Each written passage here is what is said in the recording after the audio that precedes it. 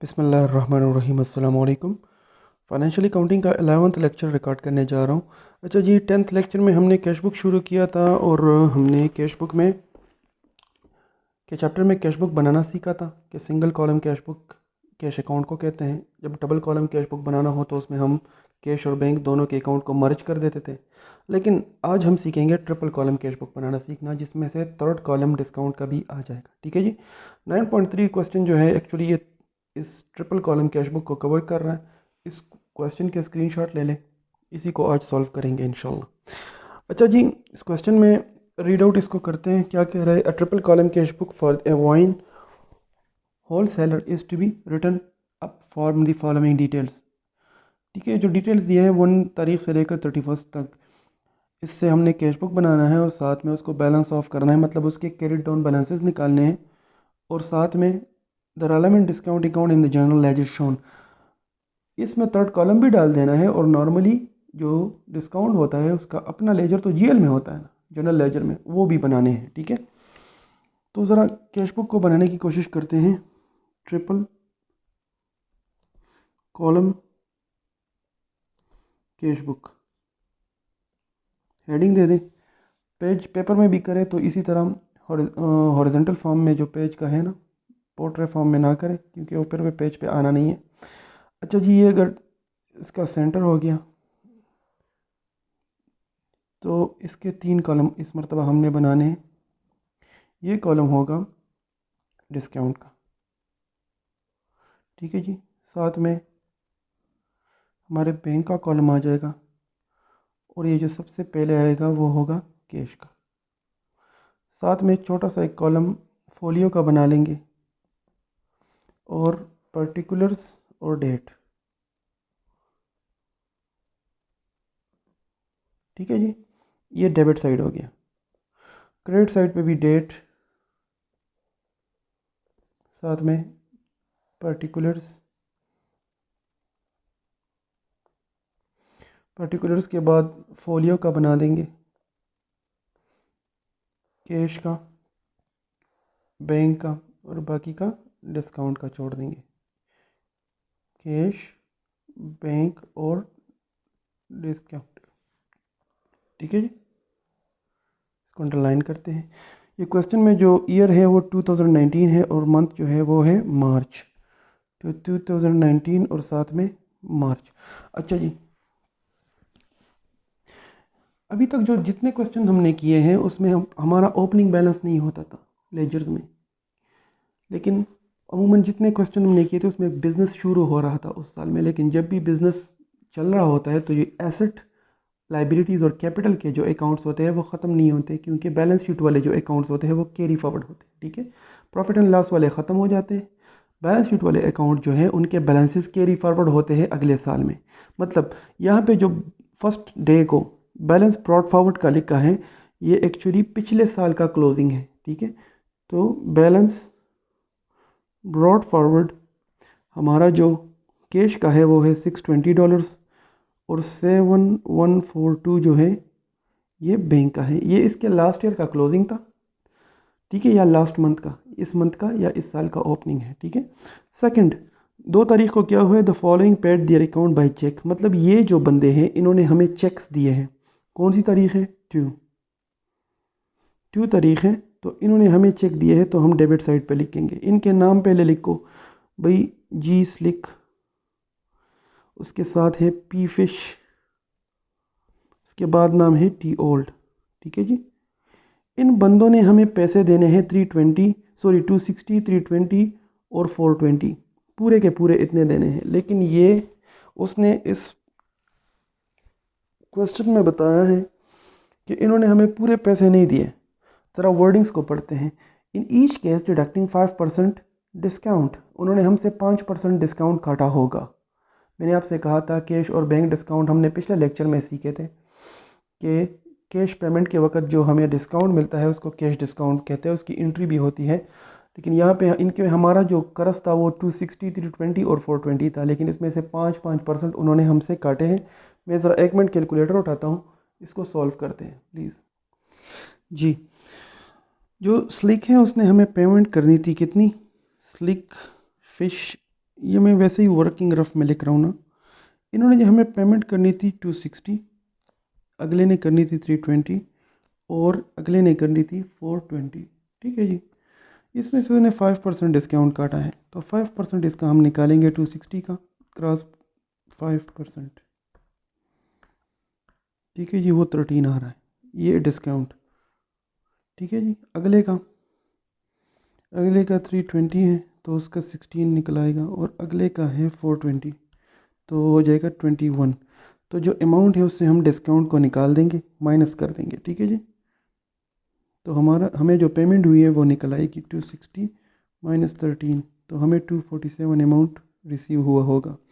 320 से हम 16 को निकाल देंगे तो 304 रह जाएगा, और ये अगले से 399। ठीक है जी।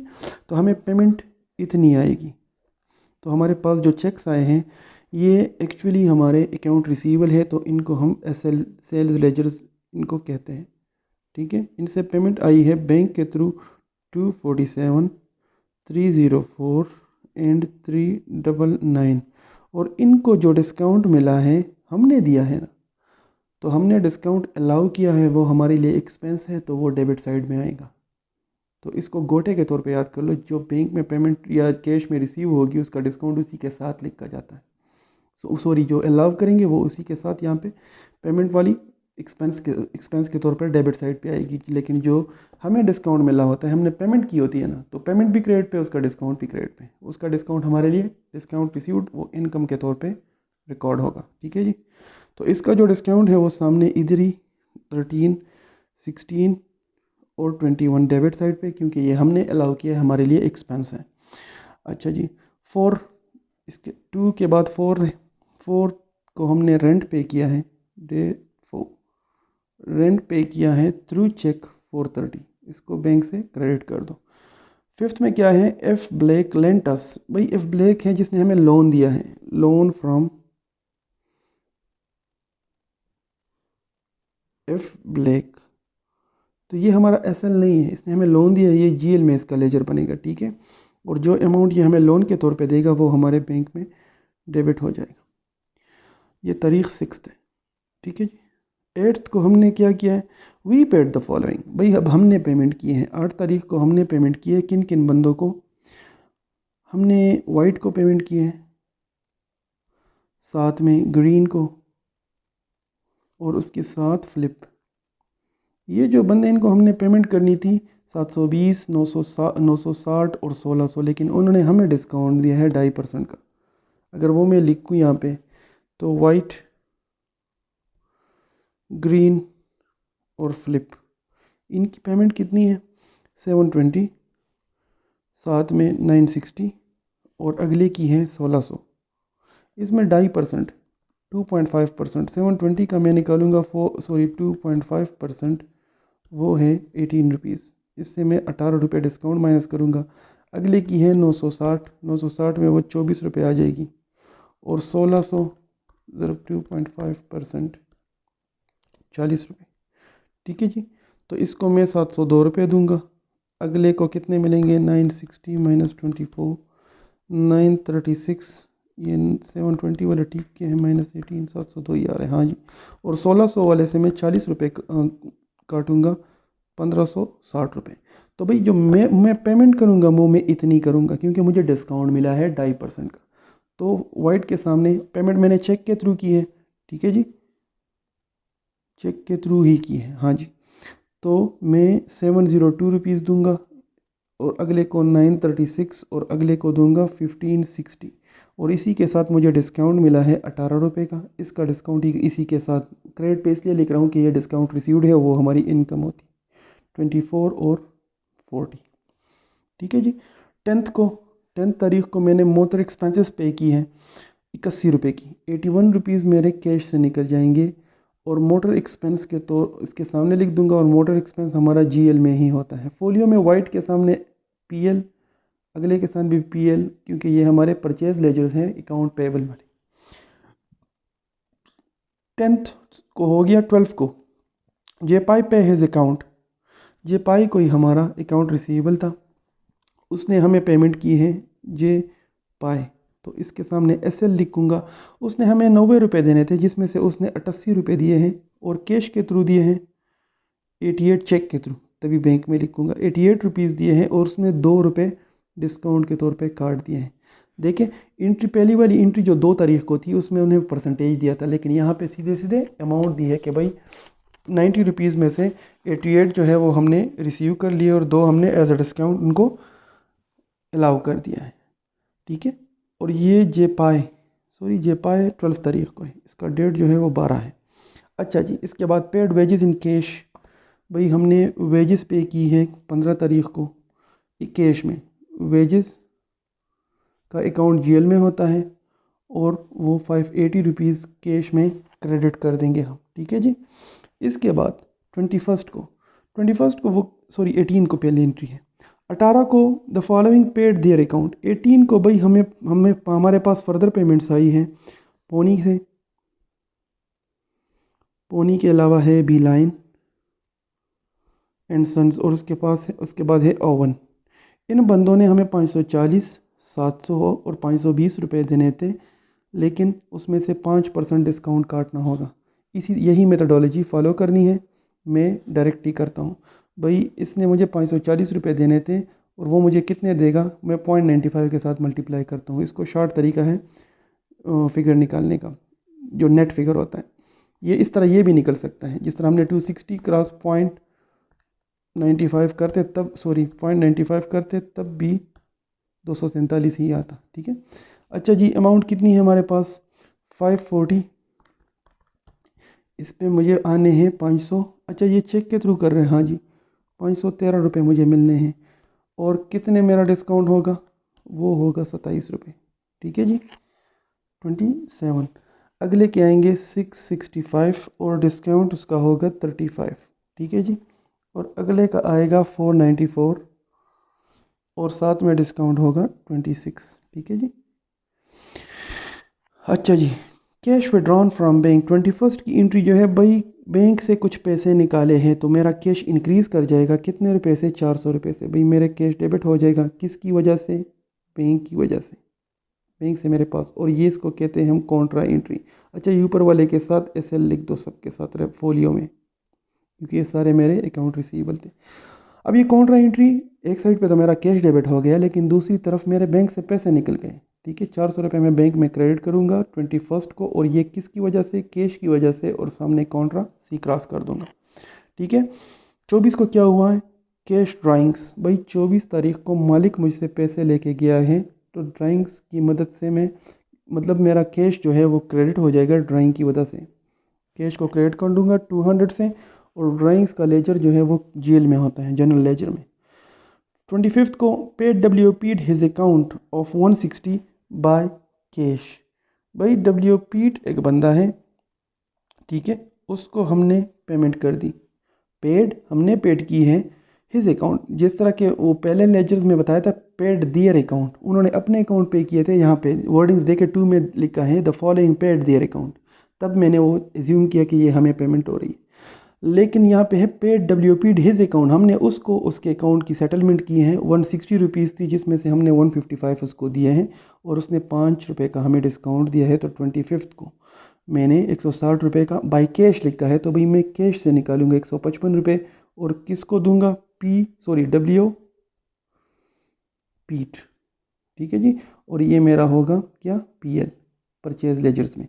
और इस बंदे ने मुझे 5 रुपये का डिस्काउंट दिया है, तो देखिए कैश की पेमेंट मैंने कैश में लिख दी है और डिस्काउंट 5 रुपये डिस्काउंट में मैंने नोट कर दिया है। ठीक है, इसके बाद फिक्सचर परचेज़ किया 29 को, तो भाई फिक्सचर्स की वजह से मेरा कौन सी चीज़ क्रेडिट होगी, बाई चेक है तो 270 मेरे बैंक से निकल जाएंगे, और ये GL में होता है इसका लेजर। रिसीव्ड कमीशन, भाई कमीशन जो है हमारा इनकम है,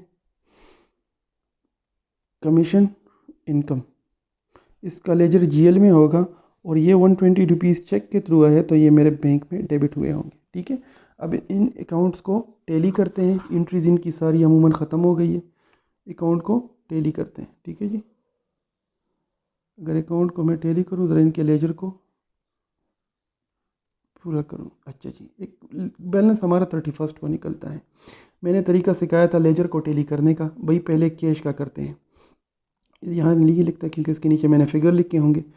कैश का अगर मैं वैल्यू करूँगा तो पहले उसका डेबिट साइड फिर उसका क्रेडिट साइड इनके सम निकालूंगा, ठीक है जी। बैंक का अगर मैं करूँगा तो पहले डेबिट साइड निकाल दूंगा, उसके बाद क्रेडिट साइड।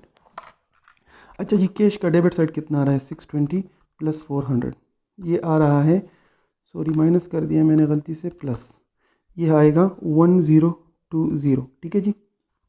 कैश का क्रेडिट साइड देखते हैं 81 प्लस 580 प्लस 200 प्लस 155, ये आ रहा है 1016।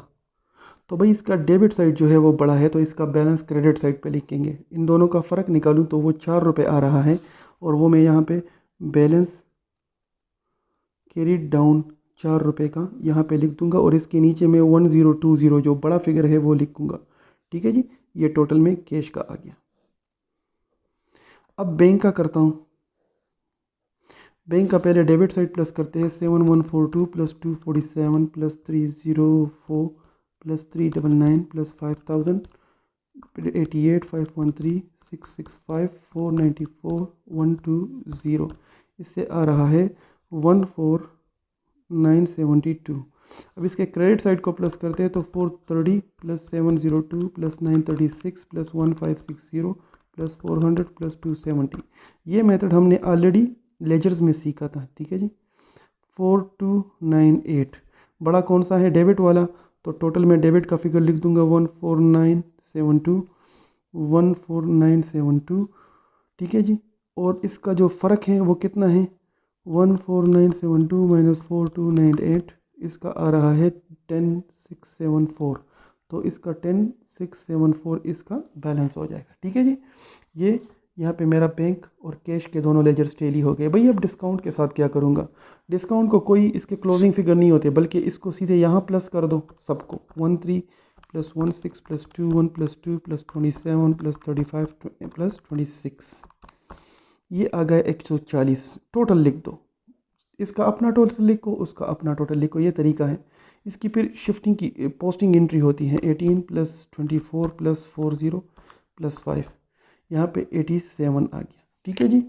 अब इनके बैलेंसेस कुछ नहीं निकालने, बस सीधे सीधे सम कर देना है। देखिए इन दोनों में से जो बड़े थे वो लिख के है ना, इनके बैलेंसेस जिस तरह लेजर को टेली करते हैं, लेकिन ये डिस्काउंट वाले जो है इनके इन फिगर्स को शिफ्ट करेंगे, इनको पोस्ट करेंगे इनके लेजर्स में, जिस तरह क्वेश्चन में मांगा है कि relevant discount account in the general ledger shown. भाई एक डिस्काउंट अकाउंट होता है डिस्काउंट अलाउड, ये वो डिस्काउंट है जो हम किसी को देते हैं, और एक होता है डिस्काउंट रिसीव्ड, ठीक है, ये वो डिस्काउंट है जो लोग हमें देते हैं।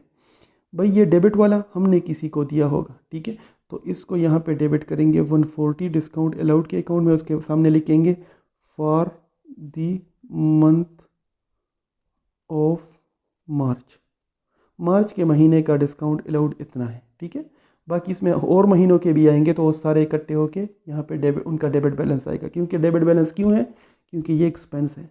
और ये वाला जो है इसको क्रेडिट साइड पे लिखेंगे और उसके सामने लिखेंगे फॉर दी मंथ ऑफ मार्च। इस तरह बाकी महीनों के भी आएंगे और उसका क्लोजिंग बैलेंस सारे साल का क्रेडिट आएगा और वो क्या होगा, हमारा इनकम होता है।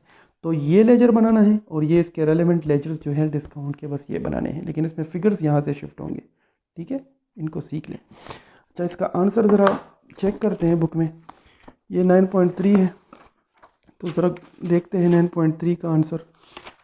अच्छा जी ये 9.3 का अगर मैं यहाँ पे आंसर देखूँ, देखिए इसको बच्चों, डिस्काउंट उन्होंने सिर्फ इस साइड पे लिखा है, लेकिन डिस्काउंट को राइट साइड पे लिखा करें। 140 का डिस्काउंट आ रहा है जिस तरह हमने निकाला है, यहाँ पे 87 का डिस्काउंट क्रेडिट साइड वाला है, 1020 कैश का है और टोटल बैंक का 14972 है, इसका क्लोजिंग बैलेंस 4 है और दूसरे का 10224। ये बैलेंस में फ़र्क क्यों आ रहा है हमारा बैंक में, हमने कहीं पे एरर तो नहीं किया बैंक में। 10224 भाई हमने कहाँ पे गलती की है बैंक में, ज़रा क्रॉस चेक करते हैं। अच्छा जी मेरे पास बैंक का 7142 बैलेंस आ रहा है, 247 304 399 5088, ये ठीक है, 513 665 494 120, बैलेंसेस तो सारे ठीक है। क्रेडिट साइड वाले देखता हूँ 430 720 936 1560 400 720, ये फिक्स्ड का मैंने गलत लिखा है, देखें ये 270 मैंने लिखा है, और क्वेश्चन में हमारे पास जो है वो फिगर है 720 का, ये एरर मैंने किया है। ठीक है जी, इसको मैं यहाँ पे काटता हूँ, इसकी जगह मैं 720 लिखूँगा जो करेक्ट फिगर है। जब मैं 720 लिखूँगा तो भाई मेरा जो ये बैलेंस है, मतलब इसका है कि मैंने ये वाला गलत किया है, क्रेडिट साइड को दोबारा प्लस करते हैं। क्रेडिट साइड आएगा 430 प्लस 702 प्लस 936 प्लस 1560 प्लस 400 720, भाई ये आ जाएगा, ये काट दूंगा, इसकी जगह लिख दूंगा क्या 4748, और अब इन दोनों का फ़र्क निकालता हूँ 14972 माइनस 4748, तो ये जो क्लोजिंग बैलेंस है ये आ जाएगा 10224, ये चेंज हो गया 10224। ठीक है, हमने ये एक एरर किया था जिसकी वजह से हमारे आंसर में फ़र्क आ रहा था, बाकी हमारा क्वेश्चन ठीक है। अच्छा जी, तो कैश बुक में ये कॉन्सेप्ट आपके क्लियर हो गए। ये ज़रा डिस्काउंट की जर्नल एंट्री क्या होगी वो मैं सिखाता हूँ, मैंने सिखाई भी होगी, दोबारा से बता देता हूँ। जी, मैं नीट पेज उठाता हूँ। डिस्काउंट की एंट्री, अगर ये एंट्री हमने करनी होती, लेट से सिर्फ एक की करते हैं, जी स्लिक की। अगर जी सिल्क या स्लिक जो भी नाम है उसका, जी स्लिक के हमें मिलने थे 260 रुपये, ठीक है, और उसने हमें 13 रुपये कम दिए, उसने हमें दिए कितने हैं 247। इसकी मैं एंट्री क्या करूँगा भाई, मेरा एंट्री इसकी क्या होगी भाई, बैंक डेबिट होगा, डेबिट और क्रेडिट, अगर ये जीएल है, जर्नल है सॉरी, तो बैंक मेरा डेबिट होगा कितने पे, वो होगा 247 पे, ठीक है, जिस तरह मैंने उसको डेबिट किया 247 पे। तो दूसरी तरफ मेरा जो है अकाउंट रिसीवेबल, जो जी स्लिक के नाम से था, वो क्रेडिट हो जाएगा 260 पे। उसका तो सारा कता ख़त्म हो गया ना, उसने तो अब उसने मुझे फर्दर पैसे नहीं देने, उसके 260 थे वो सारे के सारे ख़त्म हो गए। लेकिन ये जो 13 है, देखिए ये दोनों साइड इक्वल आने चाहिए, ये भी 260 और ये भी 260, इसमें फ़र्क कितने का है 13 का है, तो वो मैं यहाँ पे लिख दूंगा और उसके सामने लिख दूंगा डिस्काउंट, ठीक है। और ये कौन सा है, अलाउड, क्योंकि ये डेबिट साइड पे आ रहा है, ठीक है। इसकी एंट्री समझ लग गई। इसी तरह अगर मैंने इसकी एंट्री करनी हो, डिस्काउंट रिसीव की, ये मैंने अलाउ किया है तो ये मेरा डेबिट है, इसलिए मेरा एक्सपेंस था। देखें यहाँ पे भी सारे डेबिट में आ रहे हैं अलाउड वाले, और यहाँ पे भी डेबिट में आ रहा है, ठीक है, जीएल में। अच्छा जी, अगर रिसीव्ड की एंट्री करता हूँ, वाइट की करता हूँ, ये वाइट ने जो मुझे पेमेंट दी है 8 तारीख को, भाई वाइट ने मुझे पेमेंट करनी थी कितनी 720, और उसने 18 रुपये कम दिए तो 702 रुपये, सॉरी मैंने पेमेंट करनी है वाइट को, मैं पेमेंट कर रहा हूँ। अच्छा जी, तो जब मैं पेमेंट करूँगा तो वाइट के 720 रुपये मेरे सारे ख़त्म हो जाने हैं, तो एंट्री क्या होगी, अगर ये मेरा जर्नल हो डेबिट और क्रेडिट, तो भाई मेरा जो है वाइट क्या है, मेरा अकाउंट पेबल, वो सारे का सारा ख़त्म हो गया 720। वो पहले क्रेडिट था, तो जब उसको ख़त्म करूँगा, मेरी लायबिलिटी को मैं डिक्रीज़ करूँगा तो वो डेबिट हो जाएगी, तो 720 पे मेरा वाइट का लेजर जो है वो ख़त्म हुआ। क्रेडिट भाई मेरा बैंक जो है, मेरे बैंक से पैसे जाएंगे 702, ठीक है, लेकिन जो ये बाकी का फ़र्क है, दोनों साइड पे 720 आना चाहिए ना, तो ये जो 18 रुपये का फ़र्क है वो इस साइड पे आ जाएगा, क्रेडिट है, तो ये मेरा डिस्काउंट रिसीव्ड, और वो मेरा इनकम है। क्रेडिट साइड पे देखें, उसकी एंट्री भी क्रेडिट साइड पे हो रही है, तो इसकी एंट्रीज डिस्काउंट की ऐसे होती हैं, इसको अपने पास नोट कर लें, ठीक है जी। आज हमने कैश बुक यहाँ तक पढ़ लिया है। कैश बुक में छोटे माइनर से अगर मैं देखता हूँ कोई कॉन्सेप्ट हो जो रह गया वो मैं बता दूँ। तो जी, ड्राइंग अप कैश बुक को बनाना हमने सीख लिया। इसके अलावा कैश बुक, कैश अकाउंट और बैंक अकाउंट देख के जिस तरह हमने बनाए थे उसी को मर्ज करके इन्होंने डबल कॉलम कैश बुक बनाया, जिस तरह मैंने समझाया। Cash paid entry bank Contra entry समझाई है इन्होंने। इसके अलावा यूज़ ऑफ फोलियो कॉलम, भाई फोलियो कॉलम में हमने कौन कौन सी चीज़ें रिकॉर्ड करनी है, ठीक है जी। इसके अलावा कोई ऐसी चीज़ है जो डिस्काउंट्स भी हो गए, डिस्काउंट अलाउड जो हम अलाउ करते हैं अकाउंट रिसीवेबल से, और जो हमें पेमेंट होती है उस वक्त, और जब हम पेमेंट करते हैं तो वो हम डिस्काउंट रिसीव करते हैं अगर किसी को हम कैश पेमेंट कम कर दे, ठीक है जी। इसके अलावा discount column in the cash book, हाँ वो कॉलम मैंने समझा दिया है कि कहाँ पे होना चाहिए। उन्होंने ये किताब वाले इस साइड पे करते हैं डिस्काउंट को, इस साइड पे भी लिख सकते हैं और आखिर में भी लिख सकते हैं, दोनों ठीक है, गलत नहीं होंगे, ठीक है जी। तो कैश बुक में इतना ही है। इसके बाद हम जो चैप्टर शुरू कर रहे हैं, मैं तो दिल मेरा कह रहा है कि मैं बैंक रिकन्सिलिएशन स्टेटमेंट्स करवा दूँ, उसके बाद इंशाल्लाह डे बुक्स करेंगे। ठीक है, डे बुक्स वैसे BRS से पहले आ रहे हैं। अच्छा जी, ये इन्वेंट्री का मैं समझाऊंगा लेकिन ये बाद में। ठीक है, ये इन्वेंट्री का करेंगे, इन्वेंट्री वैल्यूएशन का। अच्छा जी, इसके बाद जो चैप्टर शुरू करेंगे वो होगा इंशाल्लाह बैंक कैश बुक के बाद सीधे बैंक रिकन्सिलिएशन स्टेटमेंट करते हैं। ठीक है, क्योंकि ये बैंक रिकन्सिलिएशन स्टेटमेंट जो है ये इसके साथ लिंक है। देखिए, बुक किताब बनाने वाले कुछ चैप्टर्स को आगे पीछे वो अपनी तरतीब से करते हैं, लेकिन पढ़ाने वाले को पता होना चाहिए कि भाई मैंने कौन सी चीज़ बच्चों को पढ़ा ली है और उसकी बेस पे मैंने आगे उसको क्या पढ़ाना है, तो वो मैं चूज़ करता हूँ। देखिए, इसमें क्वेश्चंस अगर आप देख ले तो मैंने लेजर्स करवाया है। देखिए, इसमें ट्रायल बैलेंस पहले है लेकिन जर्नल दे के बाद में आ रहा है। भाई जर्नल पहले बनता है, उसके बाद लेजर बनता है, फिर ट्रायल और ये चीज़ें बनती है। तो मैं अकाउंटिंग जो मेन कॉन्सेप्ट है उसके मुताबिक सिखा रहा हूँ। ठीक है जी, तो इंशाल्लाह बुक सारी ये कोर्स जो है ये वाला भी करेंगे और इसके अलावा जो फ्रैंकफर्ट 2 में फ़र्दर चैप्टर्स हैं कोर्स के लिहाज से वो भी पूरे करेंगे। और बाद में आखिर में जब बच्चे एडवांस लेवल पे पहुंचेंगे तो हम इंटरनेशनल अकाउंटिंग स्टैंडर्ड्स भी एक एक करके इंशाल्लाह पढ़ेंगे और उसको डिटेल में डिस्कस करेंगे। लेकिन फ़िलहाल हम बेसिक अकाउंटिंग कॉन्सेप्ट्स बना रहे हैं। जब ये अकाउंटिंग के कॉन्सेप्ट्स हमारे मजबूत हो जाएंगे तो फिर हम इंटरनेशनल अकाउंटिंग स्टैंडर्ड्स की तरफ जाएंगे। ठीक है जी, और वो इतने मुश्किल हैं लेकिन इतने भी नहीं है। जब आपका बेस अच्छा बनेगा तो वो आसान आपको लगेंगे। अच्छा जी, ये कैश बुक के बाद इंशाल्लाह हम बैंक रिकन्सिलिएशन स्टेटमेंट पढ़ेंगे, उसके बाद हम इंशाल्लाह डे बुक्स और इन चीज़ों पे आएंगे। ठीक है, आज का लेक्चर अभी इंशाल्लाह इख्तिताम पे पहुंचाते हैं। कैश बुक के 2 क्वेश्चन हमने कर लिए, इंशाल्लाह सारे क्वेश्चन इसी तरह ही होते हैं। कैश बुक ट्रिपल कॉलम इसी तरह बनता है, डबल कॉलम मैंने पिछले लेक्चर में करवाया था, और सिंगल कॉलम जो कैश अकाउंट है उसको cash single column cash book कहते हैं। ये जो बैंक का लेजर हम बनाते हैं इसको ज़रा सीख ले। ये जो बैंक का लेजर हम बनाते हैं इसको कहते हैं बैंक बुक। ठीक है जी, ये इंशाल्लाह ये बैंक बुक और इसके कॉन्सेप्ट जो हैं वो सारे बैंक रिकन्सिलिएशन स्टेटमेंट में इंशाल्लाह अगले लेक्चर में मैं कवर करवाऊंगा। तब तक के लिए अल्लाह हाफ़िज़।